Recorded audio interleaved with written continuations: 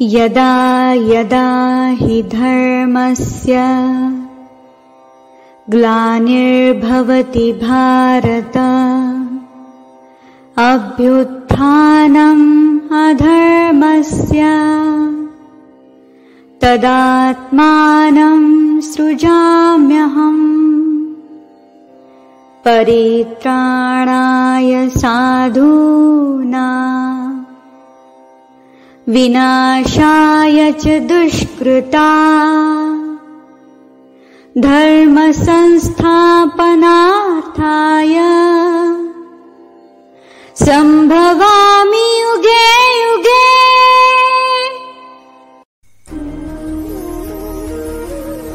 नमस्कार, मी रेश्मा। ईश्वराने मानवाला सर्व शक्तिमान सजीव बनवलं, ज्ञानप्राप्तीची क्षमता दिली, भक्तिपूर्ण हृदय प्रदान केलं आणि कर्म करण्याची इच्छाशक्ती दिली।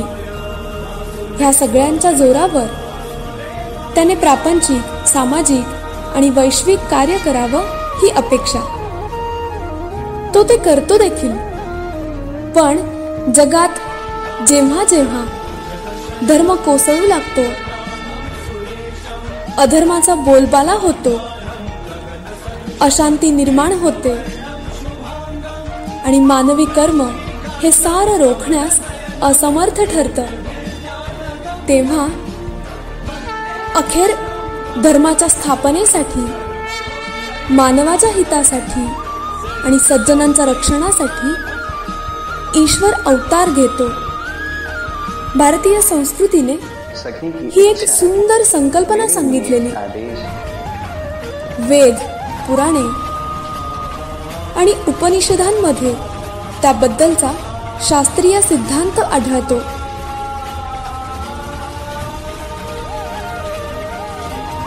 नेमकं काय आहे हे अवतार कार्य, त्यामागची भूमिका आणि तत्वज्ञान समजून घेणार आहोत आदरणीय श्रीयुत दत्तात्रेय गाढे सरांकडून साहित्य उत्सवच्या विशेष प्रसारणातून।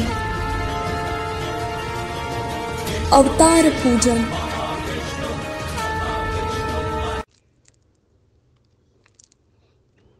श्रोतेहो नमस्कार। अवतार पूजन या आपल्या मालिकेत आज आपण भगवान विष्णूंचा 10वा अवतार अर्थात कल्की अवताराचं पूजन करणार आहोत।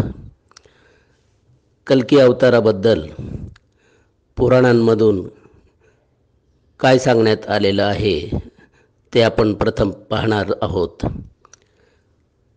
यामध्ये भागवत पुराण आणि कल्की पुराण ही प्रमुख अशी पुराणे आहेत। यानुसार कल्की अवतार कलियुगात होईल। कल्कींचा अवतार हा सुमती ही माता आणि विष्णुयश ह्या पित्याच्या घरी होईल। विष्णुयश यांचं नाव काही ठिकाणी विष्णू दत्त असंही सांगितलं जातं आणि अशा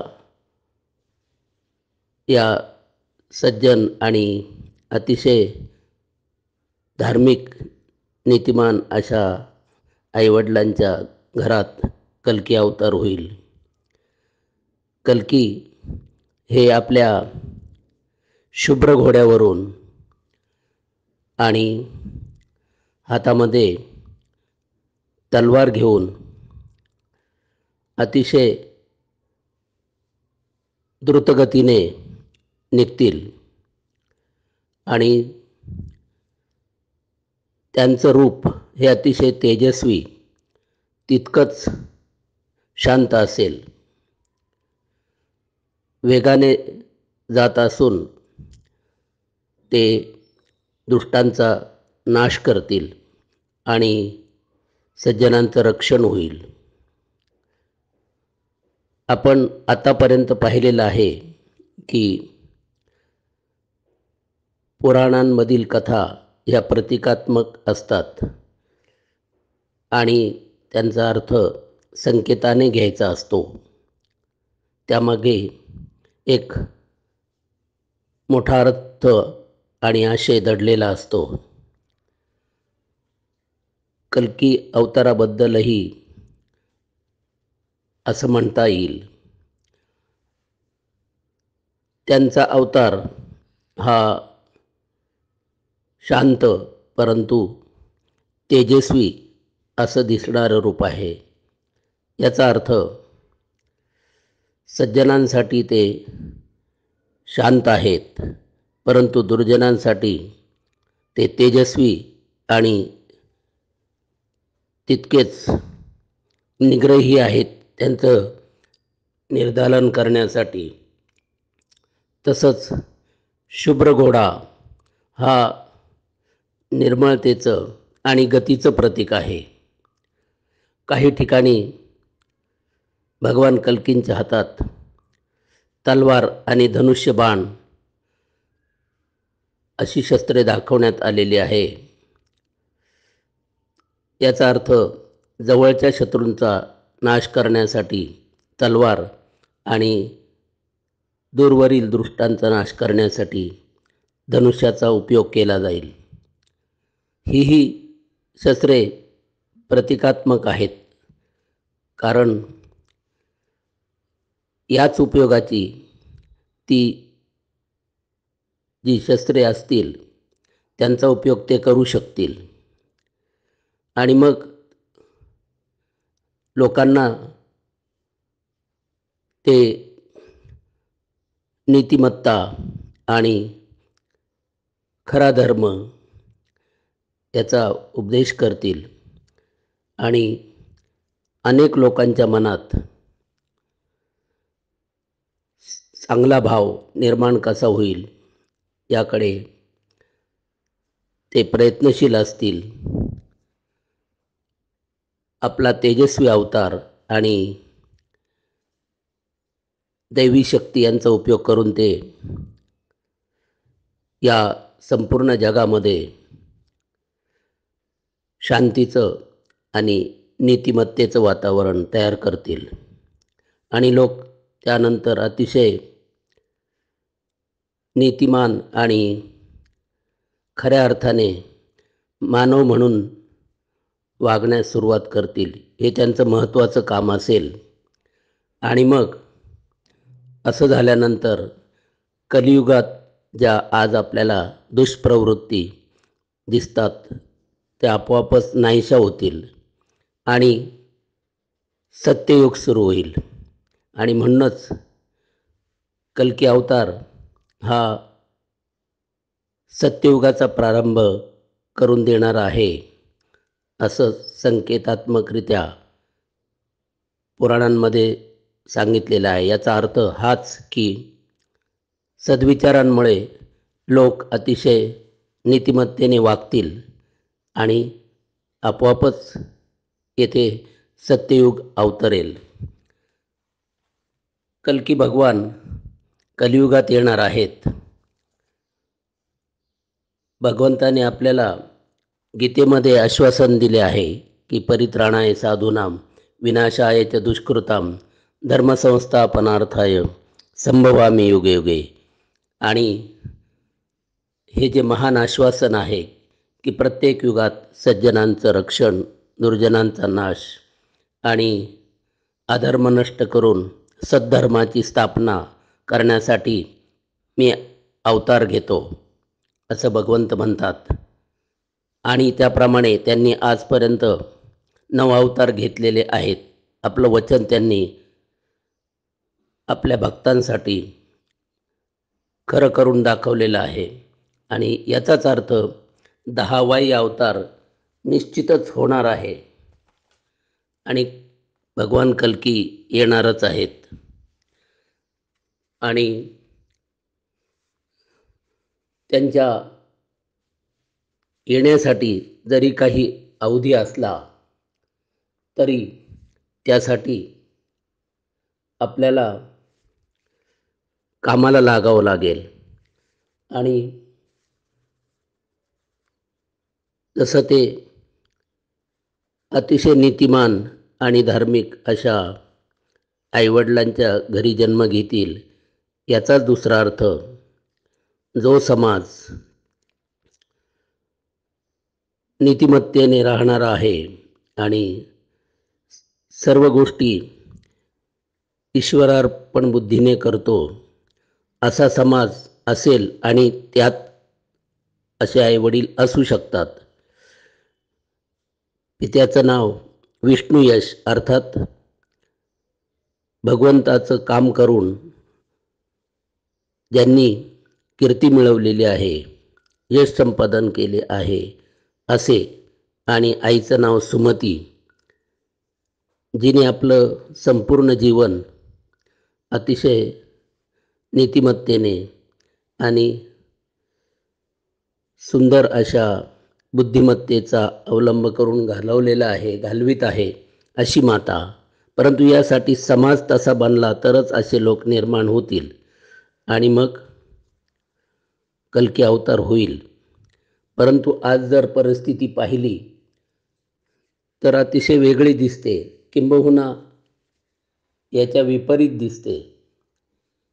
आणि मग ही परिस्थिती निर्माण होण्यासाठी आणि त्यातल्या त्यात ती अतिशय दिवसेंदिवस गंभीर होत असलेली आपण पाहतो. त्याला काही जी कारणं आहेत त्याचा आपण थोडा विचार करूया.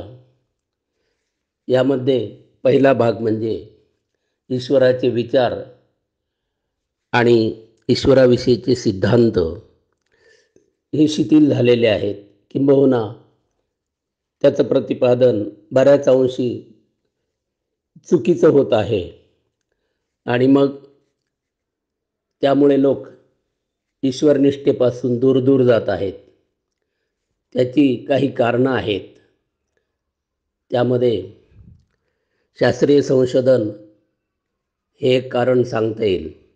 शास्त्रीय संशोधन अतिशय वेगाने होत आहे आणि माणसाचं भौतिक जीवन त्यामुळे अधिकाधिक संपन्न होत आहे. ही आनंदाची गोष्ट आहे आणि अजूनही जे जे शोध लागतील ते मानवी प्रगतीसाठी अतिशय पूरक असे राहणार आहेत. आणि विज्ञानाची प्रगती झालीच पाहिजे आणि लोक जास्तीत जास्त शास्त्रीयदृष्ट्या वैज्ञानिकदृष्ट्या जीवन जगणं हे अधिकाधिक त्यांनी केलं पाहिजे. परंतु याचा एक नकळत परिणाम असा होतो की सुखसोयींची रेलचल होत असल्यामुळे मनुष्य भौतिकवादी झालेला आहे. त्याला सर्व सुखसोयी घरात उपलब्ध झालेल्या आहेत आणि त्यामुळे त्याचं जे नैतिक जीवन किंवा ईश्वरीय विचार याकडे हळूहळू दुर्लक्ष होत आहे, किंबहुना त्याची आवश्यकता त्याला वाटत नाही. आणि हा एक ईश्वरवादासाठी धक्का आहे. आणि म्हणून जितकी वैज्ञानिकदृष्टी आवश्यक आहे तितकीच नैतिक जीवनही विकसित करणं आवश्यक आहे. यामुळे ईश्वरनिष्ठा कमी होत चाललेली आहे. दुसरा भाग जो आहे तो यामध्ये असा की काही लोक म्हणतात की सर्व काही निसर्ग क्रमाने होतं. माणूस हा निसर्गाचाच एक भाग आहे आणि तो त्या पलीकडे जाऊ शकत नाही. आणि प्रत्येक घटना ही निसर्ग क्रमाचाच एक भाग असते, त्यानुसार सर्व चालणार आहे. त्यामुळे ईश्वराची काही यामध्ये जी गोष्ट आहे ती फारशी विचारात घेण्यासारखी नाही. आणि मग हे निसर्गवाद अधिकाधिक प्रबळतेने होत असल्यामुळे लोकांना हे विचार जवळचे वाटतात. सामान्य माणसाला त्यामध्ये निश्चितच काहीतरी सत्यांश आहे असं वाटणं साहजिकच आहे. यामध्ये तिसरा घटक म्हणजे काही लोक असं म्हणतात की ईश्वर आहे, असेल, परंतु तो आजपर्यंतही कोणाला दिसला का, प्रत्यक्ष याचा पुरावा नाही आणि इथून पुढे दिसेल किंवा कधी दिसेल हेही सांगता येत नाही. त्यापेक्षा आपलं या पद्धतीने जे जीवन चालू आहे ते चाललं पाहिजे, त्यात काही हरकत नाही. आणि त्यामुळे जी गोष्ट अज्ञात आहे, अज्ञातच राहणार आहे, तिच्या भानगडीत किंवा तिच्यासाठी वेळ घालवण्यापेक्षा आपण भौतिकदृष्ट्या अधिकाधिक प्रगत होत आहोत आणि होत राहिलं पाहिजे, हा एक भाग आहे. तसंच बऱ्याच लोकांना यानुसारच पुढे ईश्वरीय अस्तित्वाबद्दल संशय वाटतो आणि हळूहळू ही संख्या मोठी होत आहे. कारण कोण सांगतं आणि कशावरून ईश्वर असेल, आणि मग तो असेल नसेल त्यात वेळ घालवण्यापेक्षा आणि प्रत्येक गोष्ट जर सिद्ध होत नसेल तोपर्यंत ती मानण्याची काय गरज. या लोकांना प्रत्येक गोष्टीत संशय दिसतो आणि त्यामुळे एक अनिश्चिततेचं वातावरण समाजात निर्माण होतं. यातून पुढचा एक घटक जो आपण पाहणार आहोत तो म्हणजे जे लोक याकडे उपयुक्ततेच्या दृष्टीने पाहतात. ते म्हणतात की जर ईश्वरावर काही लोक श्रद्धा ठेवत असतील आणि त्यामुळे ते धार्मिकतेने, नीतिमत्तेने वागत असतील तर याच्यामध्ये समाजाचाच फायदा आहे. देव आहे किंवा नाही ही गोष्ट वेगळी, परंतु हे समाजासाठी उपयुक्त आहे आणि त्यामध्ये काही हानीही नाही. अशा रीतीने एका उपयुक्ततेच्या दृष्टीने ते या गोष्टीकडे पाहतात आणि त्यामुळे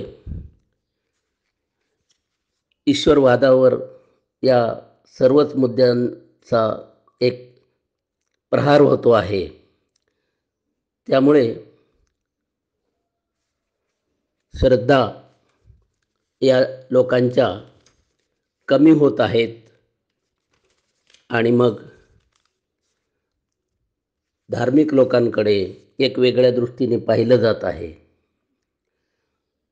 यामध्ये ज्या काही या पलीकडच्या गोष्टी आहेत त्याही आपण सामाजिक दृष्टीने समाजात जे काही घडत आहे त्याचाही ईश्वराच्या अस्तित्वावर परिणाम होत आहे.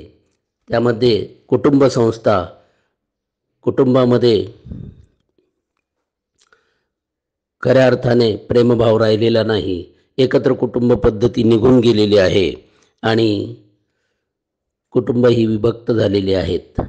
प्रत्येकाला केवळ आपलं काम आणि रात्रंदिवस आपल्या प्रपंचासाठी पैसा कमावणं एवढंच माहीत आहे आणि त्यामुळं कुटुंब व्यवस्था डळमळीत झालेली आहे. याचाच परिणाम सामाजिक व्यवस्थेवर होतो, कारण अनेक कुटुंबांचाच समाज बनतो आणि त्यामुळे समाजाचंही चित्र खरोखर निराशेकडे जाणारं दिसतं आणि माणुसकी, आपुलकी किंबहुना एकमेकाजवळ जाण्याचं हे आता कोणाला पडलेलं नाही, किंबहुना तेवढा वेळही राहिलेला नाही आणि त्यामुळे लोक फक्त एकांगी दृष्टिकोन ठेवणारे झालेले आहेत. पुढचा घटक म्हणजे अर्थकारण. आजचं अर्थकारण हे केवळ पैशाला महत्त्व देतं. पैसा हा सर्वस्व झालेला आहे आणि प्रत्येक व्यक्तीने आपल्याकडे जास्तीत जास्त पैसा कसा येईल असं ठरवलेलं दिसतं आणि त्यासाठीच सर्व प्रयत्नशील आहेत. आणि त्यामुळे अनेक गोष्टी या समाजाला हानिकारक होत आहेत. यामध्ये एका रात्री श्रीमंत होण्यासाठी लोक वाटेल ते करायला तयार आहेत आणि त्यामुळे नीतिमत्ता ही खालावलेली आहे. पैसा हेच सर्वस्व आहे. टका धर्म टका कर्म टका हि परमं मम यस्य गृहे टका नास्ति तद्गृहे टकटका येते. अर्थात पैसाच धर्म, पैसाच कर्म आणि माझं सर्वस्व पैसाच आहे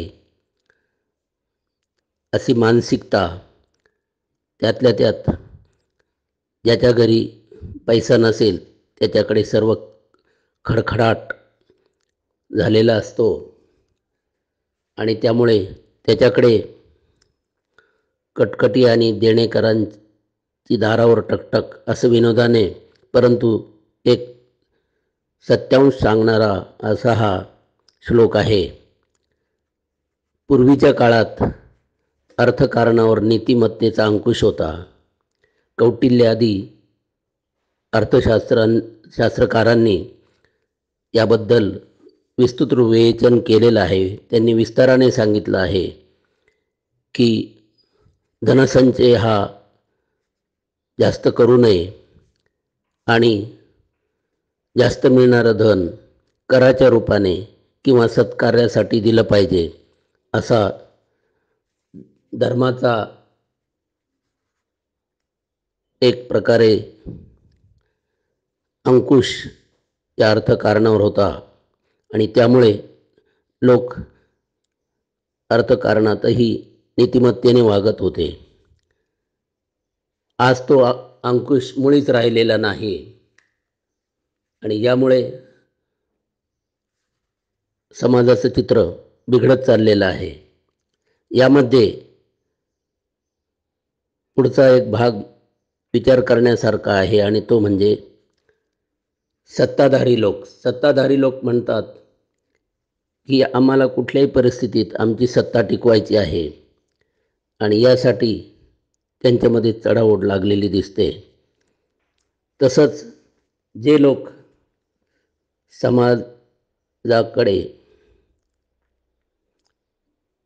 येतात आणि त्यांच्या समोर असतात, समाज त्यांना आदर्श मानतो, तेही कधीकधी अतिशय वाईट वर्तन करताना समाजाला दिसतात. सत्ताधारी आणि तथाकथित आदर्श यांच्या काही चुकीच्या वागण्यामुळे समाजाला एक प्रकारे नैतिक बंधनाचं महत्त्व राहिलेलं दिसत नाही आणि मग राजनीती आणि अर्थनीती यांच्यावर परिणाम होतो.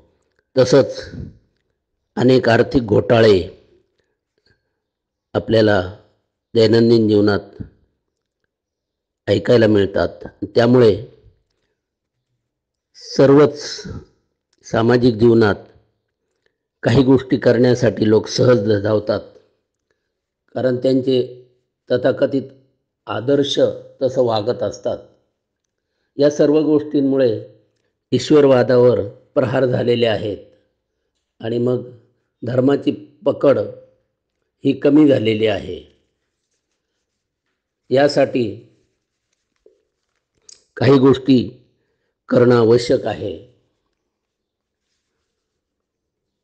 आपण सध्या जे लोक धार्मिक आहेत आणि ईश्वरावर श्रद्धा ठेवतात आणि त्याप्रमाणे वर्तन करण्याचा प्रयत्न करतात, त्यांच्याकडेही जर आपण पाहिलं तर तेही काही भ्रांत गोष्टी धरून चाललेले आहेत. केवळ देवळात जाणं किंवा देवापुढे नैवेद्य किंवा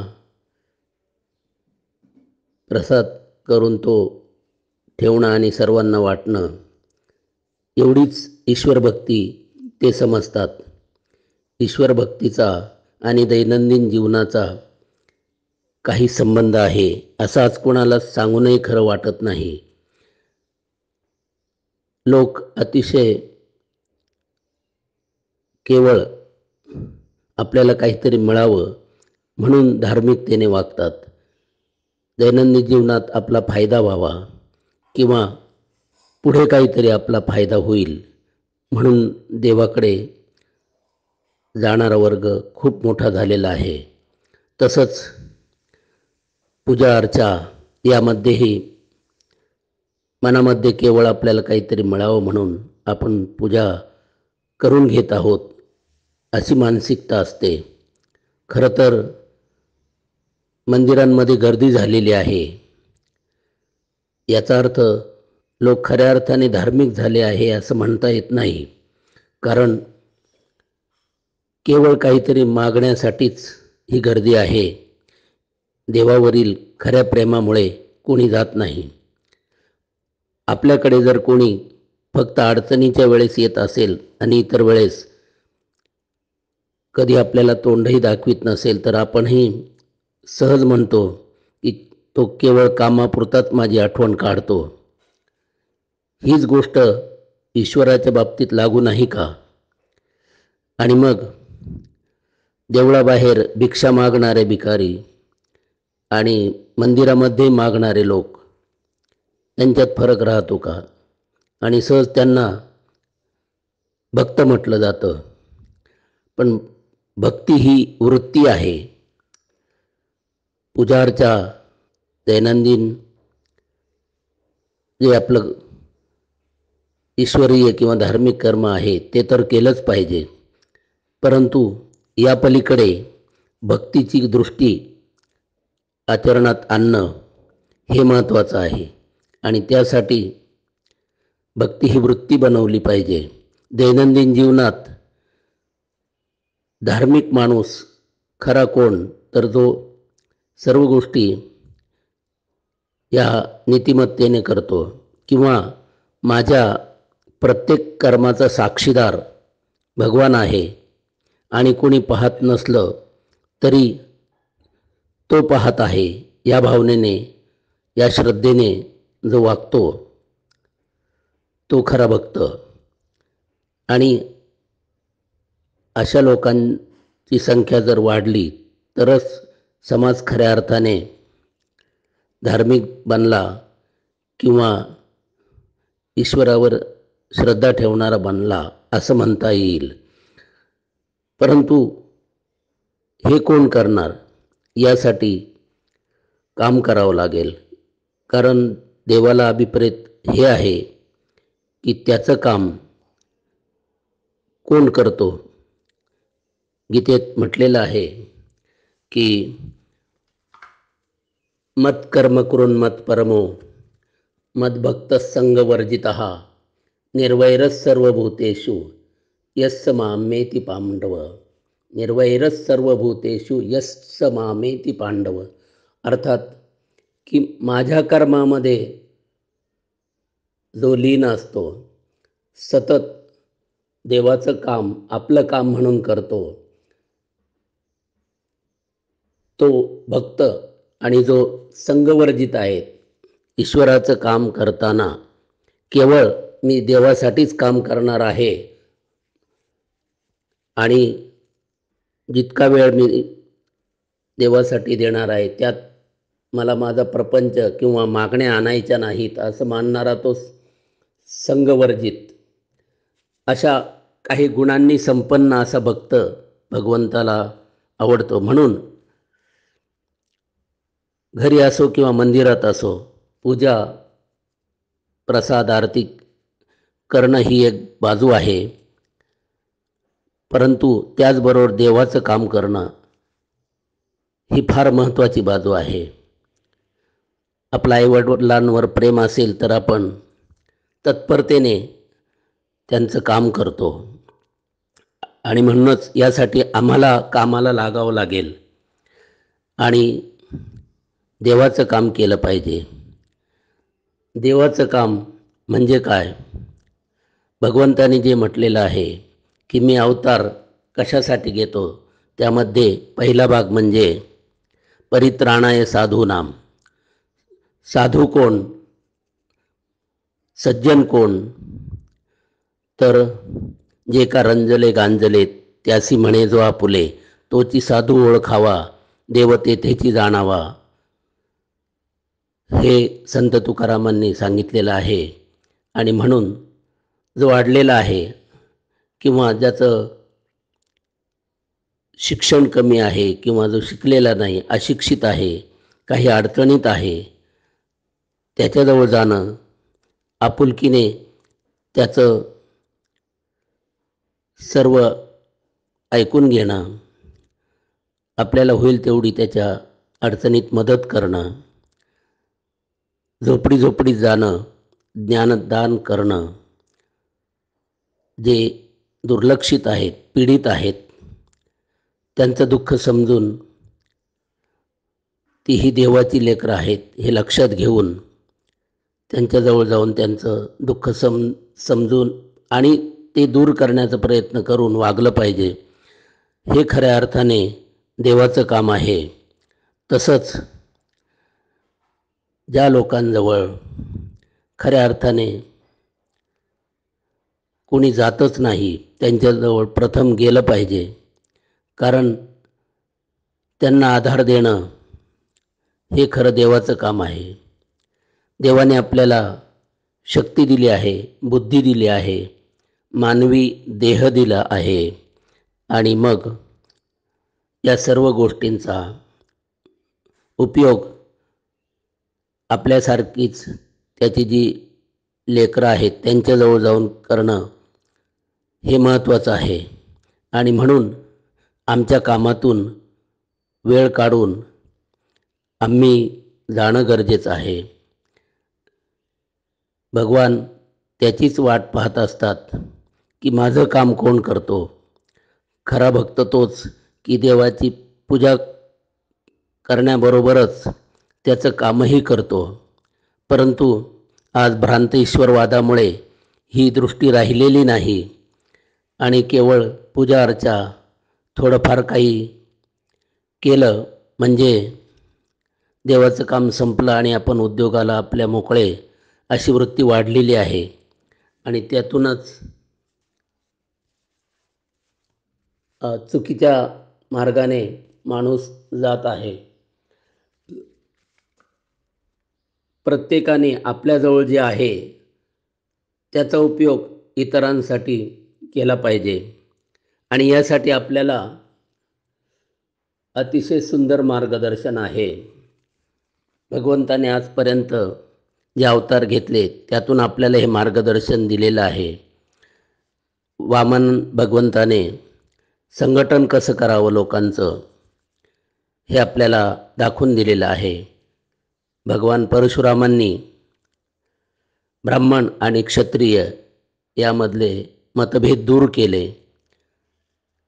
या दोनही शक्ती या माणसाच्या आणि समाजाच्या विकासासाठी आवश्यक आहेत हे सांगितलं. श्रीरामांनी प्रत्येक गोष्टीत मर्यादा कशी असावी आणि मर्यादेत राहून सर्व गोष्टी केल्या पाहिजे याचं मार्गदर्शन केलं. तसंच प्रत्येकाने आपल्याला जी भूमिका मिळालेली आहे तिचा उपयोग इतरांसाठी जास्तीत जास्त केला पाहिजे आणि ती भूमिका सार्थ केली पाहिजे, हे रामायणातून आपल्याला शिकायला मिळालेलं आहे. तसंच भगवान कृष्णांनी प्रत्येकावर प्रेम केलं पाहिजे. सर्व भगवंताची लेकरं आहेत, तो आणि मी वेगळा नाही हे शिकवलं. आणि सर्वात महत्त्वाचं म्हणजे कायम मार्गदर्शन करणारी भगवद्गीता आम्हाला दिली. एका हातात भगवंताचं मार्गदर्शन असलेली गीता आणि एका हातात आपल्या अंतःकरणात प्रेम घेऊन जाणं गरजेचं आहे. आणि तुम्ही कुठल्याही पंथाचं, कुठल्याही धर्माचं अनुसरण करा, त्यातील विचार घेतले पाहिजे आणि तेच हातात घेऊन आणि मनात प्रेम घेऊन सर्वांपुढे जाणं गरजेचं आहे हे आपल्याला मार्गदर्शन केलेलं आहे. भगवान बुद्धांनी चांगले विचार सर्वत्र पसरवण्यासाठी, लोकांना दुःखातून मुक्त करण्यासाठी संघ स्थापन केला आणि अतिशय वेगाने आपण संघाच्या माध्यमातून हे सद्विचार पोचवू शकतो हे दाखवून दिलं. आणि म्हणून आम्ही भाग्यवान आहोत की आम्हाला अवतारांचं मार्गदर्शन आहे, धर्मग्रंथांचं मार्गदर्शन आहे. परंतु त्यातून आपल्याला धर्माचं, ते कुठलेही असो, मूळ तत्त्वज्ञान, मूळ विचार घेतले पाहिजे आणि मग त्याप्रमाणे इतरांजवळ जाणं आवश्यक आहे. हे सर्व लक्षात घेऊन आम्ही काम केलं पाहिजे आणि त्यातच भगवंताला आनंद आहे. आणि मग ज्यावेळेस असा सुंदर समाज आम्ही आमच्या परीने तयार करू आणि आम्ही जेव्हा कमी पडू तेव्हा भगवंताला हाक मारू शकतो आणि मग निश्चितच कल्की भगवान येणारच आहेत. त्यासाठी आम्हाला दिलेल्या बुद्धी, शक्ती, वाचा, मानवी देह याचा उपयोग आम्ही करून त्यांच्या कामाला सुरुवात केली पाहिजे. प्रामाणिकपणे ते पुढे नेलं पाहिजे आणि मग मात्र आनंदाने ते येतील, यात काहीही शंका नाही. आणि म्हणूनच अवतारांनी ज्या ज्या वेळेस इथे प्रत्यक्ष येणं केलं आहे, आपलं आगमन केलेलं आहे, त्याच्या आधी खऱ्या अर्थाने सज्जन लोकांनी किंवा प्रामाणिक प्रयत्नशील लोकांनी देवाचं काम केलेलं आहे आणि मग अवतार झालेला आहे.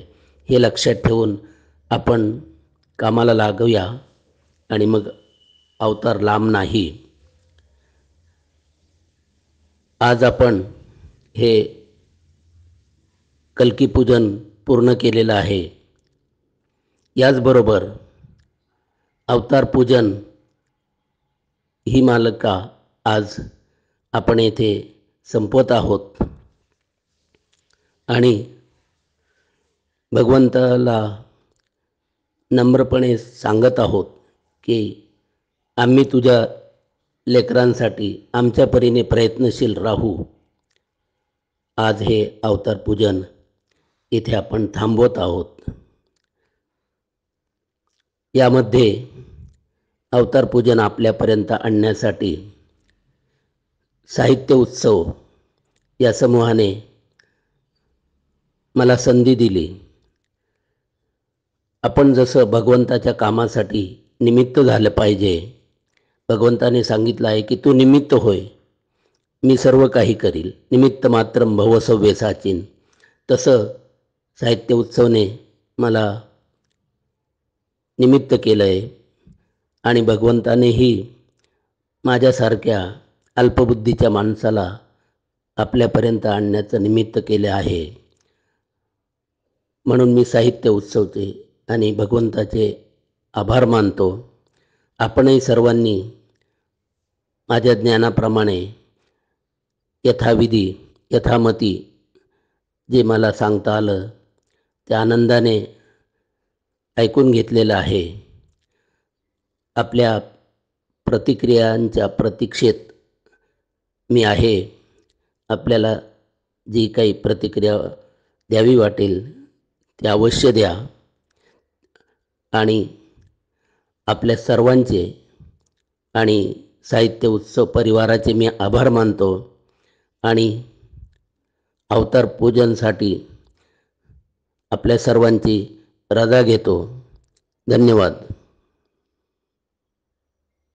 दर्जेदार साहित्याचा आणि कलाकृतींचा आस्वाद घेण्यासाठी जॉईन करा साहित्य उत्सव व्हॉट्सॲप किंवा टेलिग्राम ग्रुप. जॉईन करण्यासाठी संपर्क करा 98 81 60 20 25 या क्रमांकावर. संपर्क क्रमांक पुन्हा एकदा 9881 60 2025. साहित्य उत्सव हे यूट्यूब चॅनल आजच सबस्क्राईब करा. साहित्य उत्सवच्या फेसबुक पेजला जरूर भेट द्या, कारण ज्ञान आणि मनोरंजन यांचं अतूट नातं म्हणजे साहित्य उत्सव.